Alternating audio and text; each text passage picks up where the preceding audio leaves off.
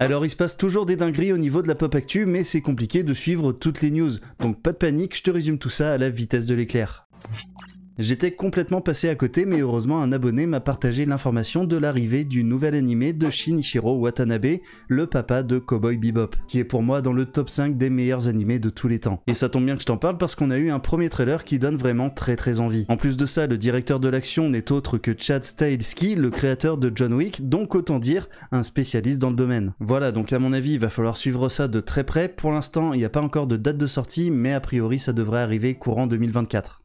La dernière fois, j'émettais des doutes sur la sortie potentielle du film Borderlands, surtout après le départ du premier réalisateur et du scénariste, mais a priori, le film va bel et bien sortir, et ça sera le 7 août 2024. Alors comme toujours, on va attendre de voir, mais quand même, ça sent pas très bon, et c'est pas cette image de Cate Blanchett en Lilith qui va nous faire changer d'avis.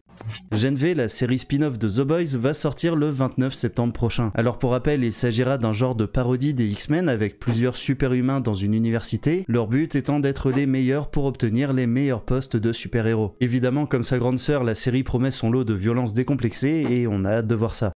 Voici un premier visuel de la série Le Club des 5. Alors pour rappel, à la base, il s'agit d'une série de romans dans lesquels 4 enfants et un chien résolvent des enquêtes, un petit peu à la façon de Scooby-Doo, même si Le Club des 5 était là bien avant. Enfin bref, ça devrait arriver courant 2024 et au casting on retrouvera entre autres Jack Gleeson aka le détestable Geoffrey Baratheon de Game of Thrones. Ça sera l'occasion de voir si je suis passé à autre chose, mais si jamais j'ai envie de le voir mourir dès qu'il apparaîtra à l'écran, bon bah ça sera signe que non. Le prochain film d'animation Les Tortues Ninja n'est pas encore sorti, qu'on apprend qu'il va d'ores et déjà avoir une suite, mais aussi une série sur Paramount+. Alors pour rappel, le film qui a l'air plutôt cool d'ailleurs sortira le 9 août prochain et j'essaierai de t'en parler dès que je l'aurai vu. Un insider du nom de Zippo a annoncé que le prochain Mario serait particulièrement difficile. Le jeu en question, c'est Super Mario Wonder qui a été annoncé il y a peu, et donc a priori Nintendo aurait augmenté la difficulté de ce dernier. Alors je sais pas ce que t'en penses, mais personnellement je trouve ça plutôt cool d'avoir un petit peu de défi sur un Mario, parce qu'on peut pas dire que les derniers opus étaient très challengeants. Bon, je sais pas si t'as suivi le délire avec Twitter et Elon Musk, mais en gros le milliardaire a racheté le célèbre réseau à l'oiseau bleu, et il a décidé de le renommer X et de changer de logo. Donc déjà d'une certaine façon Twitter c'est fini, mais le souci c'est que X a déjà été déposé par Microsoft et Facebook. Bah oui monsieur Musk, avant de déposer un nom ou une marque, on vérifie s'il est pas déjà pris. Enfin bref, j'ai vraiment l'impression qu'il fait n'importe quoi en ce moment et donc a priori il va être poursuivi en justice. Bon, je sais pas ce que t'en penses, mais c'est pas toujours simple de suivre les délires de milliardaires. Voici la première affiche de Saw 10, et oui, moi non plus, j'étais pas au courant qu'il y allait avoir un nouveau film Saw. Alors celui-ci se déroulera entre le 1 et le 2, ça sera donc le retour de Tobin Bell dans le rôle de Jigsaw, donc ça c'est cool, et ça sortira le 25 octobre prochain, donc on peut se dire que ça donnera des idées de cadeaux pour Noël. Non, parce que c'est vrai, pour ces occasions, on pense pas assez souvent aux engins de torture.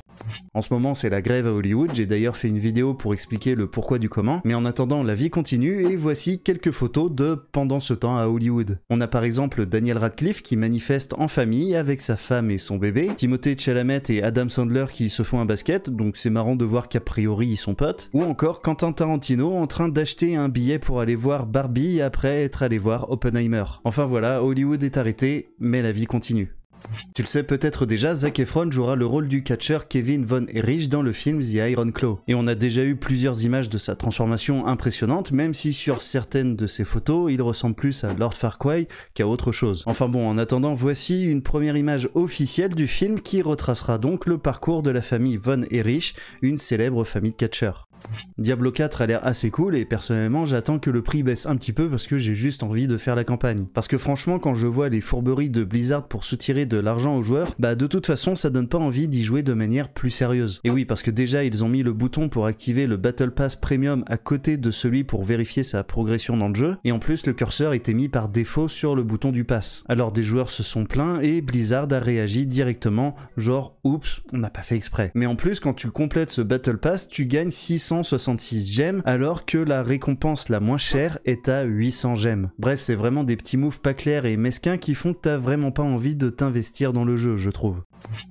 Voilà, Pop Actu, c'est fini, j'espère que j'ai été assez vite pour toi mais que t'as quand même réussi à suivre. Une nouvelle fois, merci pour ton soutien, ça fait vraiment plaisir, donc surtout lâche rien, continue de partager, commenter, liker, etc., ça soutient la chaîne et donc ça me soutient. On se retrouve très vite et d'ici là, prends bien soin de toi.